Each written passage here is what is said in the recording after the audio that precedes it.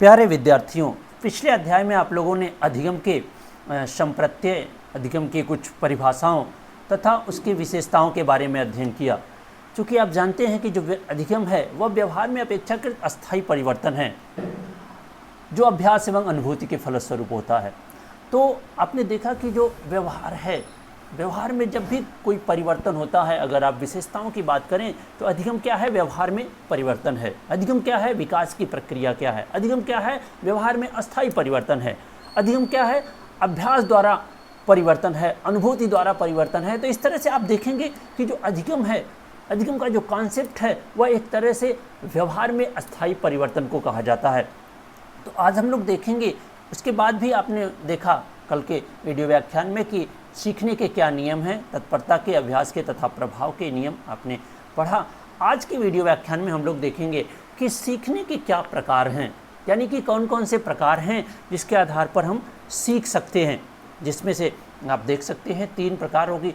चर्चा मुख्य रूप से की जाती है गत्यात्मक सीखना, शाब्दिक सीखना और समस्या समाधान सीखना। जैसा कि आप देख सकते हैं कि गत्यात्मक सीखना, जो कि एक तरह से मोटर लर्निंग होती है, ऐसे सीखने को कहा जाता है जहाँ पर हम ऐसे क्रियाकलापों को सीखते हैं जो हमारी मोटर लर्निंग से संबंधित होता है। जैसे अगर आप साइकिल चलाना सीखते हैं, अगर आप गाड़ी चलाना सीखते हैं या ऐसी क्रियाएं करते हैं जो हमारे अंगों द्वारा संचालित होती है, तो वह गत्यात्मक सीखना के अंतर्गत आती है। आप दूसरे शब्दों में अगर कहें तो पेशीय सीखना, गत्यात्मक सीखना को पेशीय सीखना भी कहा जाता है। इस प्रकार के जो सीखना होता है उसमें हमारे हाथ पैर की भूमिका अधिक होती है, इसीलिए इसे गत्यात्मक सीखना कहा जाता है। वहीं हम दूसरे प्रकार की बात करें, शाब्दिक सीखना, यानी कि ऐसे सीखना को कहा जाता है जहां पर हम भाषा व शब्दों का प्रयोग करके सीखते हैं। यानी कि सीखने का जो माध्यम होता है वह शब्दों के माध्यम से होता है, भाषा के माध्यम से होता है।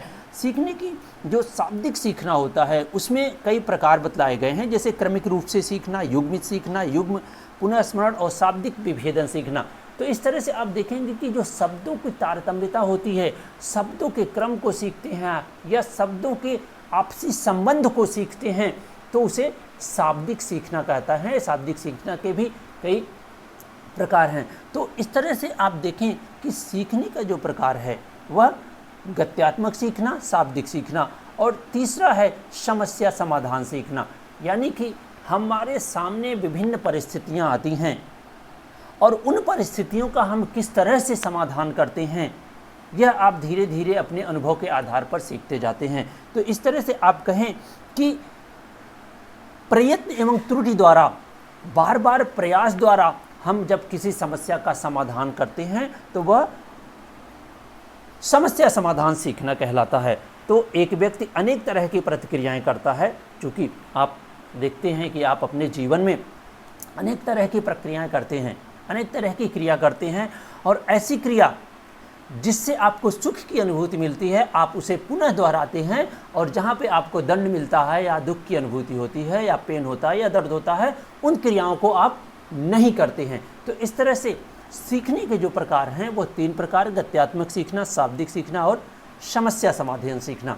वहीं हम अगर बात करें तो सीखने की कुछ विधियां भी हैं कि हम सीखने के लिए कौन सी विधियों का प्रयोग करें ताकि हम जल्दी सीख जाएं। तो मुख्य रूप से 3 विधियों की चर्चा यहाँ की जाएगी: विराम तथा अविराम विधि, पूर्ण एवं अंश विधि, सभिप्राय तथा प्रासंगिक सीखना। तो जैसा कि नाम से भी आप समझ सकते हैं कि विराम तथा अविराम विधि, जब भी हम किसी पाठ को या किसी चीज़ को सीखते हैं तो हमें 2 तरह से सीखने का प्रयोग किया जाता है, जिसमें एक ऐसी विधि जिसमें हम विराम ले लेकर सीखते हैं। यानी कि अगर हम कोई चीज़ सीख रहे हैं और मानसिक शारीरिक रूप से थकान आ जाती है तो हम उस चीज़ में हमारा फिर लगाव या मन नहीं लगता है, यानी कि सीखने की जो प्रक्रिया होती है वो धीमी हो जाती है। इसीलिए मनोवैज्ञानिकों ने कहा है कि जो सीखना होता है वह विराम विधि से ज़्यादा होता है अपेक्षाकृत अविराम विधि से। होबलैंड एक मनोवैज्ञानिक हैं, और गिलफोर्ड ने भी कहा है कि जो विराम विधि को अविराम विधि से श्रेष्ठ माना गया है, कि अगर आप किसी भी चीज़ को विराम विधि द्वारा सीखते हैं, यानी कि थोड़ा सीख कर फिर आराम कर लेते हैं, फिर सीखते हैं, फिर आराम करके फिर सीखते हैं, अपेक्षाकृत कि आप लगातार सीखते जाते हैं, दोनों विधियों में से विराम विधि को ज़्यादा श्रेष्ठ बताया गया है। आप अविराम विधि से अगर सीखते हैं तो आप देखते हैं कि आपकी शारीरिक और मानसिक थकान बढ़ती जाती है, जिसके कारण क्या होता है, जो सीखने की क्षमता होती है वो घटती जाती है।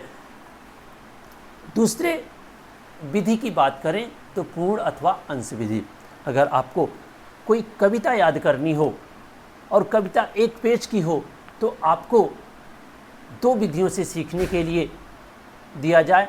एक बच्चे को दिया जाए पूर्ण विधि, यानी कि वह पूरे पाठ को या पूरे कविता को एक साथ याद करे, और एक बच्चे से कहा जाए आप अंश अंश करके, यानी कि पार्ट पार्ट करके उसको याद करें। तो आप देखेंगे कि दोनों विधियों में से श्रेष्ठ कौन सी है, जो पूरी याद कर रहा है, एक साथ पूर्ण विधि का अपना रहा है या एक साथ अंश विधि को अपना रहा है। तो यहाँ पर भी मनोवैज्ञानिकों ने अपने अध्ययन के आधार पर, अपने शोध के आधार पर देखा कि जो बच्चे अंश विधि से सीखते हैं वो अधिक प्रबल होते हैं, जबकि जो पूर्ण विधि होती है वो बच्चों के लिए नहीं, वयस्कों के लिए ज़्यादा अच्छी होती है। यानी कि अंश विधि से सीखना ज़्यादा लाभदायक होता है पूर्ण विधि की अपेक्षा। वहीं अगर हम बात करें तो सीखने की विधियों की जो तीसरी विधि है, स्वाभिप्राय विधि और प्रासंगिक विधि। स्वाभिप्राय का तात्पर्य होता है कि जब भी हम कोई चीज़ सीखते हैं उसका कोई उद्देश्य हो, उसका कोई अभिप्राय हो, वो हमारे लिए